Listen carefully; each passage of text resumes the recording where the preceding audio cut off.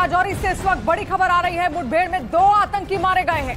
सूत्रों के मुताबिक 7 से 9 आतंकियों के छिपे होने की अब भी खबर है। राजौरी में ये आपको बताएं कि एनकाउंटर में 5 जवान शहीद हो गए हैं और एक जवान की हालत यहां पर गंभीर भी बताई जा रही है। मौके पर डीजीपी दिलबाग सिंह इस वक्त मौजूद है।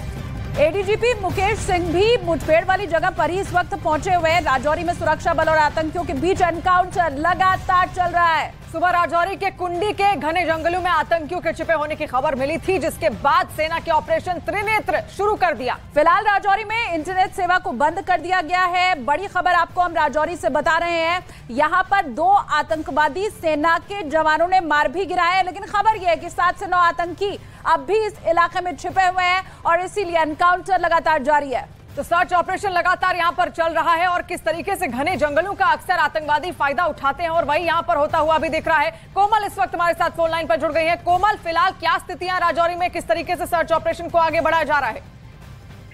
देखिए, सर्च ऑपरेशन तो चारों तरफ से एरिया जो कॉर्डन ऑफ कर लिया है, क्योंकि ये एक बड़ा हमला हुआ है। ऐसे में देखिए, पिछले 15 दिनों से 20 अप्रैल को सेना के वाहन पर हमला होता है, उसके बाद से ही सर्च ऑपरेशन दिन हो या रात बंद हुआ ही नहीं था। और ऐसे सर्च ऑपरेशन की कामयाबी उस समय मिली जब 4 से 5 लोग सिविलियंस को पुलिस ने पकड़ा था और उसके बाद उनसे जो इन्फॉर्मेशन मिली थी कि वो 4 से 5 बड़े हाइडआउट में बैठे हुए हैं।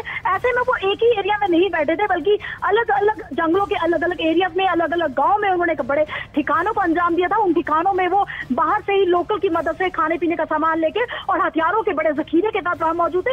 ऐसे में ये एनकाउंटर पहले भी हो सकता था, लेकिन सेना की कोशिश यही रहती है कि हमारे जवान बच जाए और उनको मार गिराया जाए। लेकिन समय लंबा हो चुका था, 15 दिन बीत चुके थे, सर्च ऑपरेशन लगातार चल रहा था। एक विशेष important news, important message, information मिलने के बाद ही ये एनकाउंटर शुरू हुआ था। जैसे ही सेना के जवानों ने आतंकियों पे गोलियां बरसाई थी, हालांकि वो बड़े हाइट के साथ बैठे थे, बड़े बड़े हथियारों के जखीरे के साथ बैठे थे। उन्होंने वहां पर एक विस्फोट किया, जिस विस्फोट में 5 जो हमारे जवान हैं वो पहले घायल होते हैं, उनको अस्पताल लिया जाता है, जहां पे जख्मों का ताबना सहते हुए शहीद हुए। लेकिन एक बहुत बड़ा हमला था। आपको बता दें कि जिस तरीके से 5 जवानों की शहादत का बदला लेने के लिए ये जवान आगे बढ़े थे, तो 5 और जवानें उसमें चली गई। इन्हें नहीं मालूम था कि जिस रोष और जिस गुस्से से ये की भावना लेकर ये सेना जाबाज जवान वहां पर पहुंचे थे, उन्हें नहीं लिपट कर वो वापिस आएंगे। ये बहुत दर्दनाक हादसा जहां पर पेश हुआ। बेशक 2 आतंकियों को ढेर गिराया है, लेकिन पिछले जनवरी से लेकर अभी 5 महीने में लगभग सिविलियंस को मिलाकर 10 जवानों और 9 सिविलियंस की मौत हुई है। ऑपरेशन त्रिनेत्र चल रहा है, जरा उसके बारे में भी आप बताइए, क्योंकि खबर तो ये है कि 7 से 9 आतंकी अब भी छिपे हुए हैं इलाके में। बिल्कुल, ऑपरेशन त्रिनेत्र का मतलब ही यही है कि अब सेना डट चुकी है वो उन आतंकियों को मारने के लिए जो पिछले 6 से 7 महीनों से यहाँ पर रैकी कर गांव का जगह जगह पे छुपने की।